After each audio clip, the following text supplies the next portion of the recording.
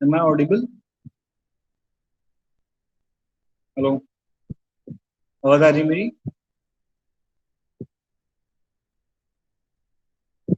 Okay.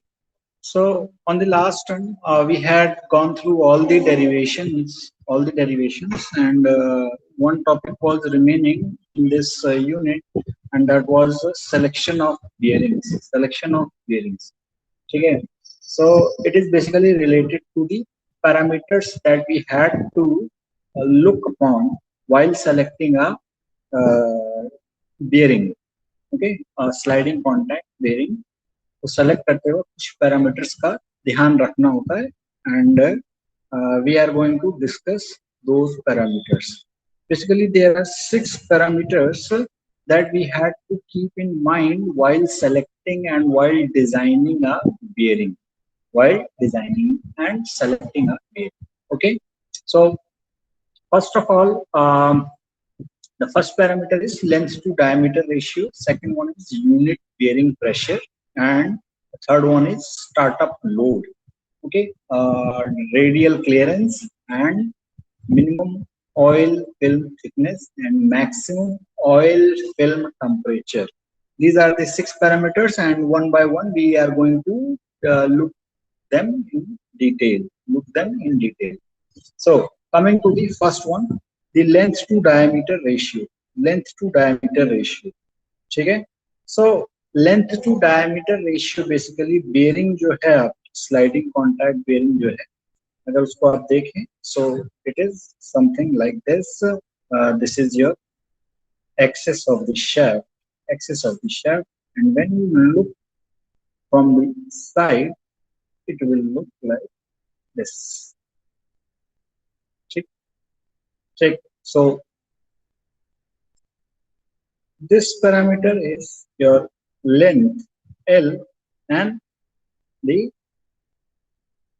shaft diameter D. So this is your length to diameter ratio. ठीक है ना. Length is housing की जो लेंथ है, और D is your shaft diameter. ठीक है. नाउ अब ये देखना है कि लेंथ टू डायमीटर रेशियो का फर्क क्या होता है, मतलब लेंथ और डायमीटर रेशियो का फर्क क्या पड़ेगा अगर आप, ये पैरामीटर है हमारा, तो ऑब्वियसली बात है, अगर ये 1 से बड़ा हुआ, इसका मतलब है कि लेंथ जो है डायमीटर से ज्यादा है. ठीक है, लेंथ जो है वो डायमीटर से ज्यादा है, और अगर 1 से कम हुआ तो डायमीटर जो है क्या होगा, 1 डायमीटर जो है वो लेंथ से बड़ी होगी. ठीक है ना. तो इसको कैरेक्टराइज करने का बता क्यों रहा हूँ ये चीज, ये बात आपको ध्यान रखनी है कि whenever the length to diameter ratio is equal to 1, the bearing is known as square bearing. ठीक है. And when the length to diameter ratio is greater than 1, ठीक है ना, ये वाला case, then this is known as what type of bearing? long bearing. ठीक है, long bearing. ठीक है. And when length to diameter ratio is less than 1, then this type of bearing is known as short bearing. ठीक है, short bearing. ठीक, ये चीज तो याद रखनी है आपको. लेकिन इसमें लॉन्ग बेयरिंग या शॉर्ट बेयरिंग में दोनों के अपने अपने फायदे और नुकसान हैं. ठीक है ना, नुकसान है. ठीक है. पहला तो देखते हैं कि लेंथ टू डायमीटर रेशियो अगर ज्यादा रखेंगे, मतलब लेंथ आप ज्यादा रखेंगे तो क्या फायदा होगा. ठीक है. तो लेंथ ज्यादा रखने का सबसे बढ़िया फायदा जो होता है वो ये होता है कि लोड कैरिंग कैपेसिटी बढ़ जाएगी. लोड कैरिंग कैपेसिटी जो है वो बढ़ जाएगी, मतलब आप ज्यादा लोड बियर कर पाएंगे. ठीक है, ज्यादा लोड बियर कर पाएंगे. ठीक है, in comparison to short bearing. ठीक है. नाउ ये तो एक फायदा हुआ लॉन्ग बेयरिंग का, कि आपकी लोड कैरिंग कैपेसिटी जो है वो बढ़ जाएगी अगर आप लेंथ टू डायमीटर रेशियो बढ़ा करके रखें. तब लेंथ टू डायमीटर रेशियो बढ़ा करके रखेंगे, तब आपका लोड कैरिंग कैपेसिटी बढ़ जाएगी। लेकिन लेकिन लेकिन लेकिन लोड कैरिंग कैपेसिटी तो बढ़ जाएगी, साथ साथ में कुछ नुकसानात भी हैं इसके, कुछ नुकसानात भी हैं इसके कि अगर आप ज्यादा हैवी बेयरिंग ज्यादा लॉन्ग बेयरिंग रखेंगे। तो पहला जो लॉन्ग बेयरिंग का नुकसान जो है वो ये है कि लॉन्ग बेयरिंग में मिस अलाइनमेंट बिल्कुल नहीं चल पाएगा, ठीक है ना। लॉन्ग बेयरिंग्स में मिस अलाइनमेंट बिल्कुल भी नहीं चल पाएगा शाफ्ट और बेयरिंग के बीच में, ठीक है ना। शाफ्ट और हाउसिंग के बीच में मिस अलाइनमेंट नॉट अलाउड। अगर थोड़ा बहुत भी मिस अलाइनमेंट होगा then shaft will definitely get in contact with the housing, ठीक है ना। तो देर इज ग्रेटर चांस, ठीक है ना, there is a greater chance of metal to metal contact, of metal to metal contact in long bearing, ठीक है ना। और हम मेटल टू मेटल कॉन्टैक्ट नहीं चाहते, ठीक है। ठीक, तो ये तो एक नुकसान हो गया। दूसरी चीज ये है कि ये जो स्लीव है इसकी, ये जो स्लीव है अगर ये लॉन्ग होगी तो ऑब्वियस सी बात है क्या, आपका लुब्रिकेंट का फ्लो जो है, लुब्रिकेंट का फ्लो जो है उसमें दिक्कत आएगी, ठीक है ना। There is always in case of long bearing the flow of lubricant is what, difficult, difficult होता है भाई, ठीक है। सो it is again a issue with long bearing, ठीक है, लॉन्ग बेयरिंग, ठीक है। सो in general, in practice for application purpose, we always try to keep the length to diameter ratio in between 0.5 to 2, 0.5 to 2, ठीक है, 0.5 to 2, ठीक है। ठीक, तो ये एक पैरामीटर हो गया। Coming to the next parameter that is unit bearing pressure. Unit bearing pressure, unit bearing pressure क्या होता है? यूनिट बेयरिंग प्रेशर क्या होता है? Unit bearing pressure is actually we have calculated it while deriving the relations. What it was, ये आपकी shaft है, ये आपकी हाउसिंग है, sorry,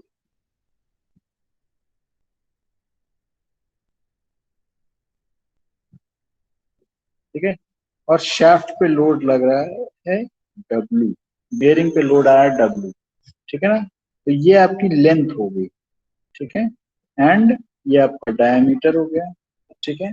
now when you look it from the top, यहां से जब आप देखेंगे, ठीक है, यहां से जब आप देखेंगे तो ये आपको क्या दिखेगा, क्या कुछ ऐसा सिनारियो दिखा, एक रेक्टेंगल दिखेगा जिस पर लोड लग रहा है W, जिस पे लोड लग रहा है W, एंड उस रेक्टेंगल की डायमेंशंस हैं D and length is L, ठीक है ना, लेंथ इज L।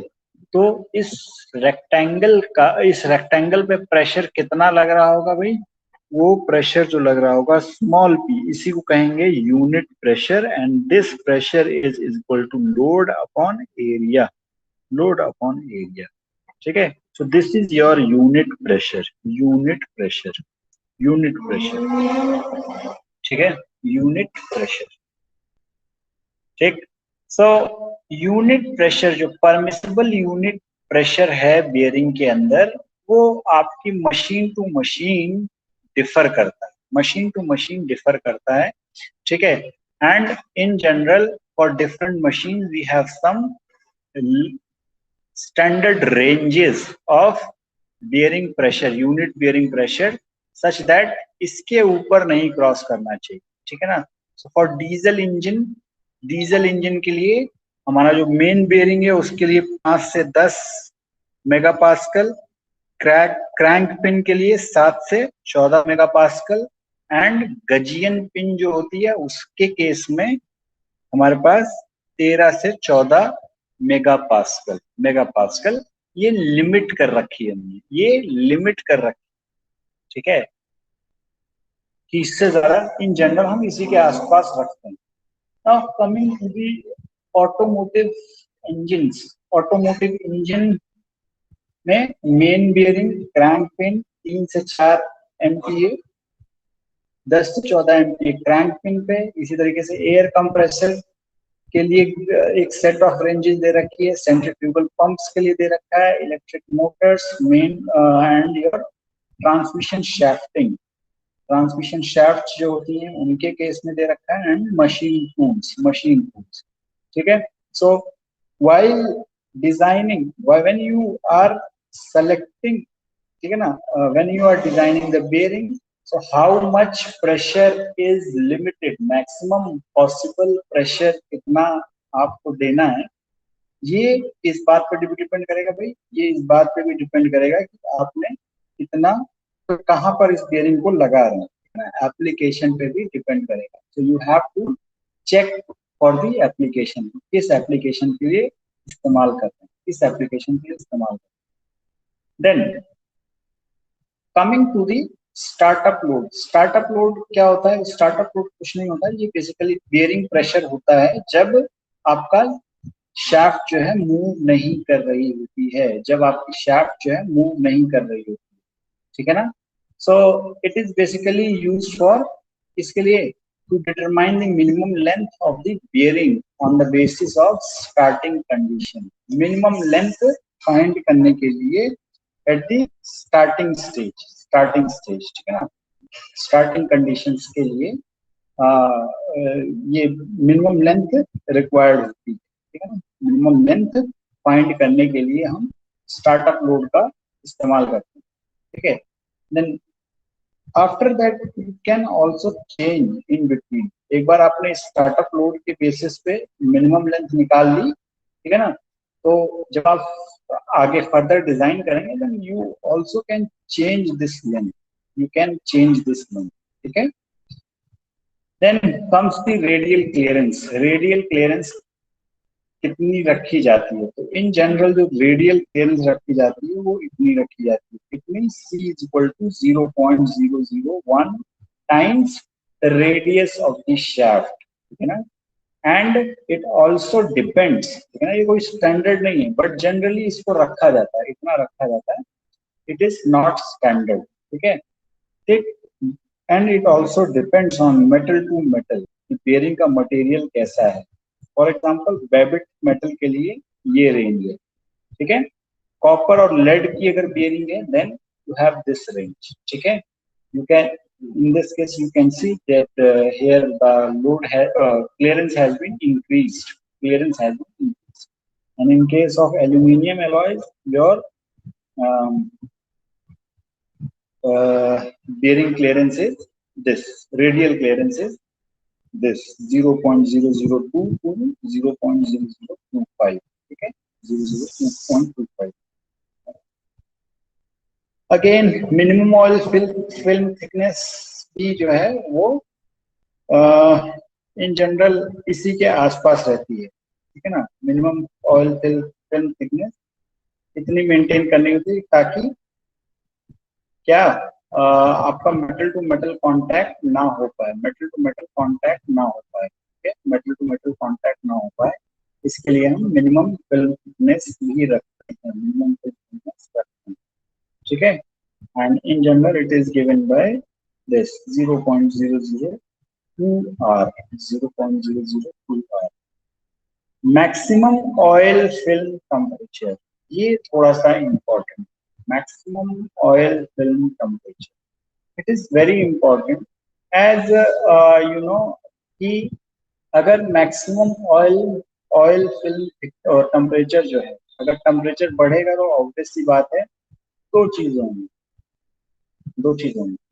एक तो वो आपके मटेरियल को तो इफेक्ट करता ही है, मतलब लुब्रिकेंट को तो इफेक्ट करेगा ही करेगा, ठीक है ना, लुब्रिकेंट को तो इफेक्ट करता ही करता है, ठीक है, लुब्रिकेंट को इफेक्ट तो करता ही करता है साथ, ठीक है ना। क्या होगा कि लुब्रिकेंट की विस्कोसिटी जो है म्यू वो डिक्रीज कर जाएगी जैसे टेम्परेचर बढ़ेगा। दूसरा, कई बार मटेरियल का मतलब सिस्टम में टेम्परेचर इतना ज्यादा हाई हो जाता है, इतना ज्यादा हाई हो जाता है कि ये जो जिस मटेरियल की बेरिंग बनी हुई है उसको भी अफेक्ट करने लगता है।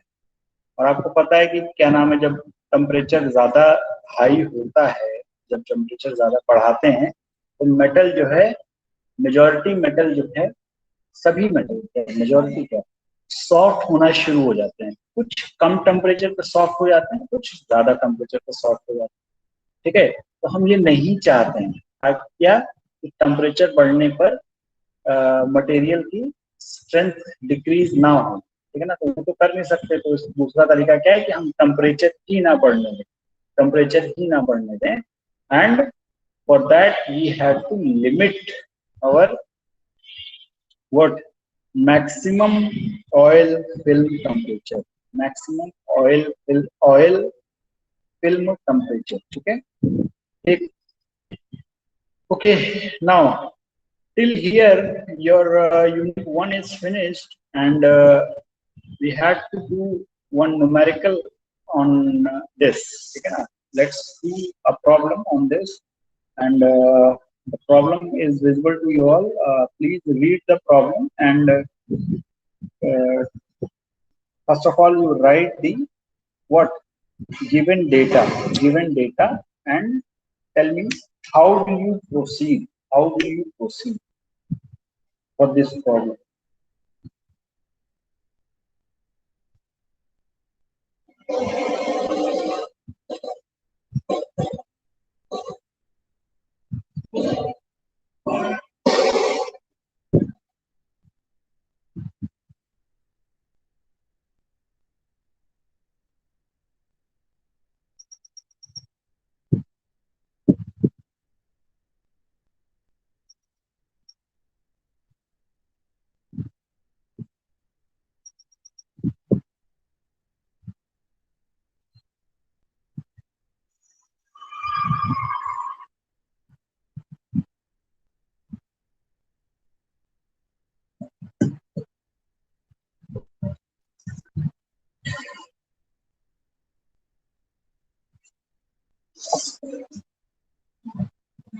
बताएं भाई, first of all you tell me the given data, क्या क्या गिवन है।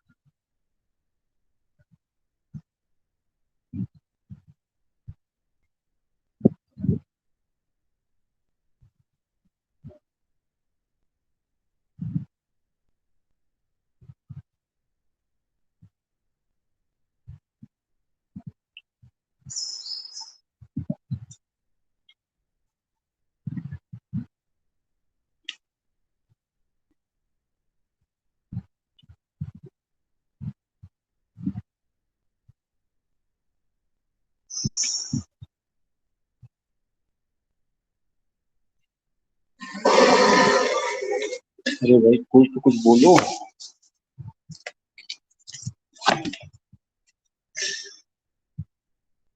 देखिए,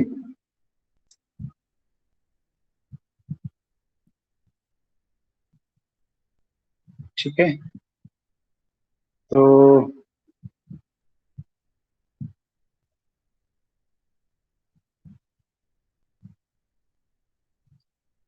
the following data is given for a 360 degree hydrodynamic bearing. Radial load दे रखा है, दैट इज 3.2 किलो न्यूटन। ठीक है ना, मतलब क्या दे रखा है, डब्ल्यू दे रखा है। ठीक है, जर्नल स्पीड दे रखी है आरपीएम में, you have to find it in RPS. ठीक है ना, ठीक है, तो रेवोल्यूशन पर सेकंड में निकालना है, क्योंकि जहां कहीं हमने इस्तेमाल किया है वो हमने कहा इस्तेमाल किया भाई, आरपीएस में। ठीक है, आरपीएस में, तो इसको आप 60 से डिवाइड कर देंगे तो आपको आरपीएस में मिल जाएगा। Then journal diameter and bearing length is also given, journal diameter and bearing length is also given. ठीक है, bearing length is also given. ठीक है, now what else is given is radial clearance is given. Radial clearance is given and viscosity of the lubricant is given. ठीक है ना, तो C is given 0.05 mm and mu is given. ठीक है, 25 into 25 centipoise. Centipoise, ठीक है ना, 25 centipoise. ठीक है, तो सेंटीपोइस अभी देखते हैं क्या है ये यूनिट. ठीक है, ये क्या बला है. ठीक है, कौन सी यूनिट आ गई.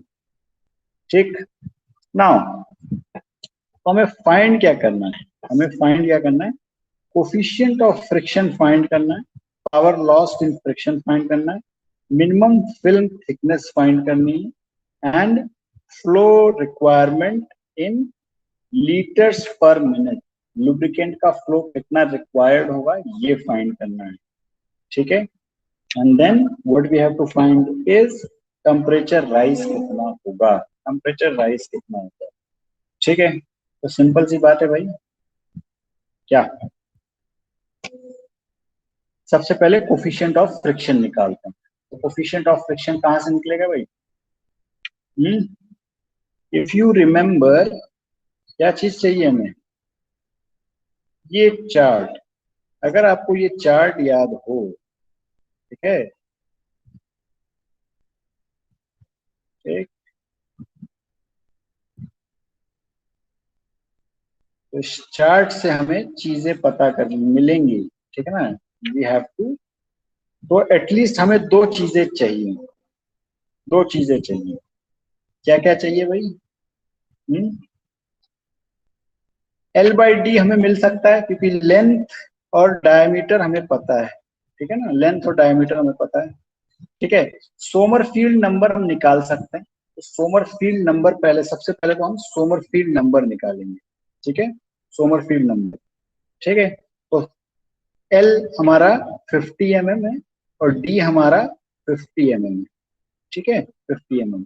तो एल बाय डी रेशियो जो है वो क्या हो गया, 1. एल बाय डी रेशियो जो हो गया 1. Now Sommerfeld number is R by C the whole square into mu P upon, oh sorry, mu ns upon P. ठीक है, तो mu हमें पता है एंड ns क्या होगा भाई. ns is equal to, ns is equal to how much. ns is n upon 60 and this is 1490 upon 60. कितना है भाई बताइए, कितना आ रहा है ns.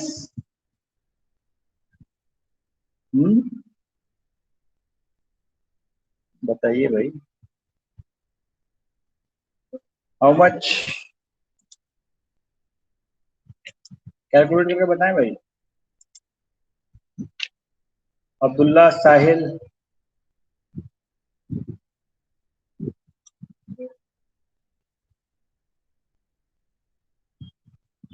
And P is, calculate करके बताएं. 24 समथिंग. पूरा आंसर बताए ना, 24 समथिंग तो हमें भी मालूम है. P will be equal to W upon LD. LD and W is 3200 Newton and 50 into 50. ठीक है, 50 into 50, तो 32 upon 25. 32 upon 25. ठीक है, नाउ P आ गया and it is around 1.28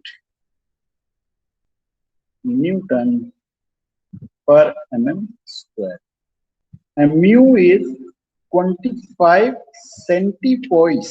Centipoise, ठीक है ना, तो सेंटीपोइस जो होता है वो कितना, एक सेंटीपोइस जो होता है वो 10 to the power 9, sorry 10 to the power minus 9, sorry 10 to the power minus 9 poised के बराबर होता है, पॉइस के बराबर होता है, सॉरी पास्कल के बराबर, पास्कल सेकंड के बराबर होता है। ठीक है, तो you can write it as 25 into 10 to the power minus 9 newton, या पास्कल सेकंड भी लिख सकते हैं, पास्कल सेकंड भी लिख सकते हैं, या फिर न्यूटन सेकंड पर mm स्क्वायर, न्यूटन पर mm स्क्वायर। ठीक है, व्हाट इट इज 24.83, ठीक है, RPS। ठीक, तो आपका P कितना, सोमरफील्ड नंबर कितना है भाई, सोमरफील्ड नंबर इज कितना है भाई, बताइए। सोमरफील्ड नंबर R25, क्योंकि डी हमारा 50 था तो R25 हो गया, और क्लियरेंस के 0.05, 0.05 radial clearance, radial clearance. The whole square into nu कितना है, 25 into 10 to the power minus 9 upon into 24.833 upon how much, unit pressure कितना आया था, यूनिट प्रेशर आया था 1.28, 1.28। तो कैलकुलेट करके बताएं भाई ये डेटा कितना आया, कैलकुलेट करके बताएं सोमरफील्ड नंबर कितना आया, Sommerfeld number. So Sommerfeld number is coming out to be कितना 0.121, 0.121, ठीक है, इतना आया सोमरफील्ड नंबर। सोमरफील्ड नंबर ये आया, L/D रेशियो जो है आपका वो 1 गिवन है। So coming back to Raimondi and Boyd solution, ठीक है ना, टेबल से आप जाएं तो देखेंगे L/D ratio 1 and Sommerfeld number कितना भाई 0.121, 0.121, ठीक है, 0.121। तो आपका जो डेटा लेना है वो किस कॉल रो से लेना है, ये रो से लेना है, ठीक है, ये रो का सारा डेटा आपको इस्तेमाल हो जाएगा, आपको ये सारा डेटा इस्तेमाल हो जाएगा, ठीक है। सो सबसे पहली चीज क्या पूछिए भाई, coefficient of friction, coefficient of friction. So coefficient of friction के लिए हमारे पास कोफिशिएंट ऑफ फ्रिक्शन वेरिएबल है ये, ठीक है, R/C इंटू एफ। तो कोफिशिएंट ऑफ फ्रिक्शन वेरिएबल जो है वो कितना है 3.22, ठीक है, तो CVF, ठीक, कोफिशिएंट ऑफ फ्रिक्शन निकालना है तो CVF is given, CVF is equal to 3.22 is equal to R/C into F, and F is your coefficient of friction. So F is equal to 3.22 into C upon R, और C कितना है 0.05 और R कितना है 25। Calculate करके ये आएगा आपके पास कितना भाई, कैलकुलेट करके आएगा आपका कितना बताइए,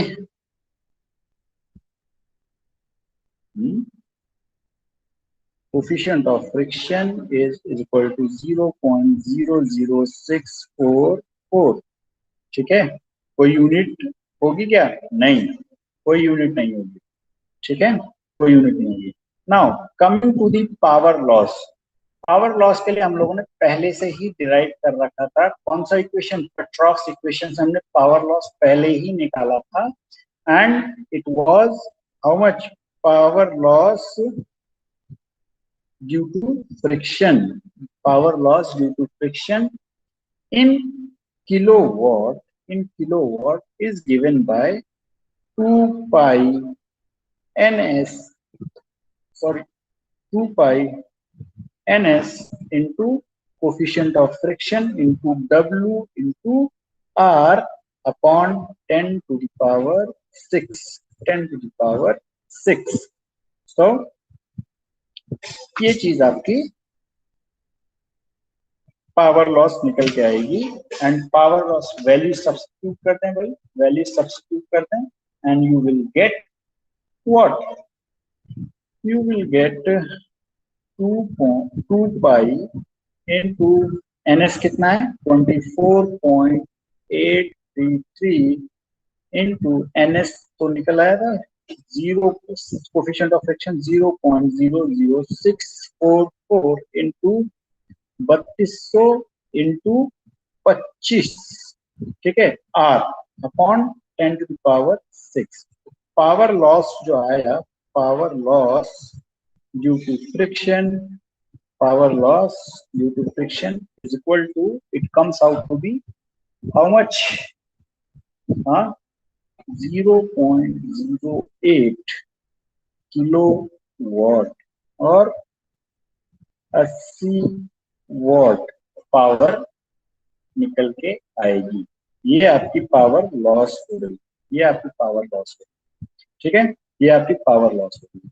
सेकेंड, तो ये दो चीजें तो कैलकुलेट हो गई। minimum oil film thickness, minimum oil film thickness H naught, so H naught is given by, again वापस जाइए, ठीक है, H naught by C का डेटा आप उठाइए, तो H naught by C जो है 0.4 है, तो H naught by C is equal to 0.4 and you know the C, तो H naught is equal to 0.4 into 0.05, ठीक है, so you can easily calculate H naught and H naught comes out to be how much? 0.4 कितना होगा 20, 0.002, ठीक है, 002 mm, ठीक है, mm. So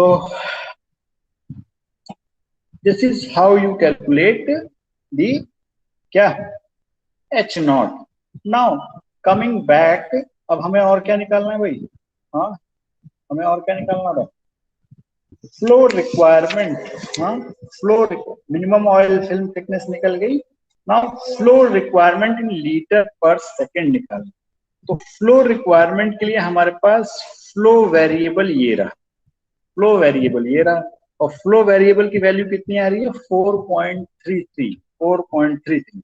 so flow variable जो है वो कितना है भाई, flow variable F V is equal to 4.33 is equal to Q जो कि फ्लो रेट है upon what,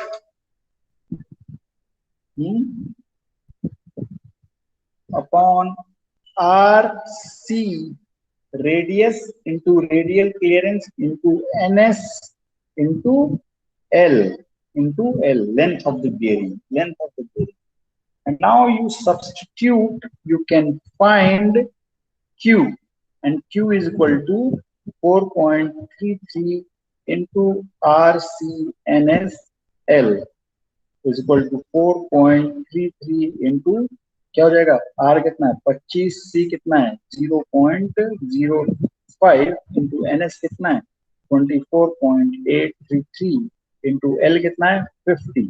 so when you calculate this you get this in how much 6720.52 mm cube, sorry mm cube पर second, mm cube पर second.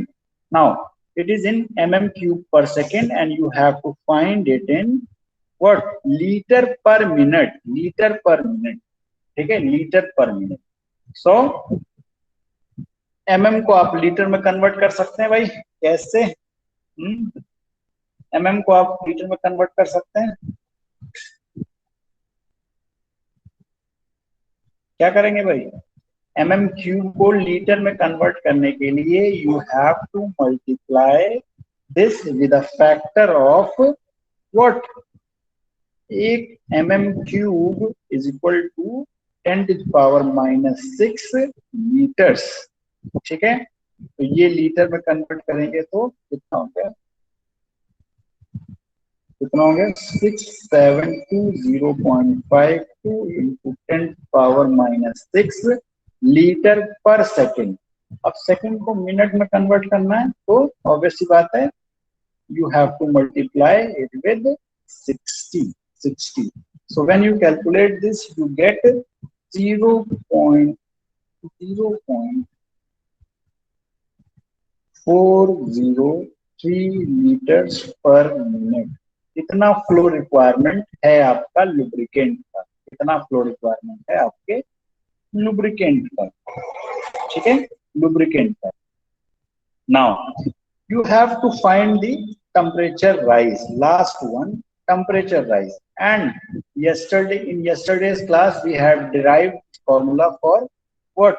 Temperature rise, and this temperature rise was given by 8.3 into unit pressure into coefficient of flow variable, coefficient of friction variable CVF upon what? Flow variable. ठीक है, तो हमारे पास ये आ गया 8.3 into unit pressure कितना था भाई 1.28 into 10 to the power how much, ठीक है,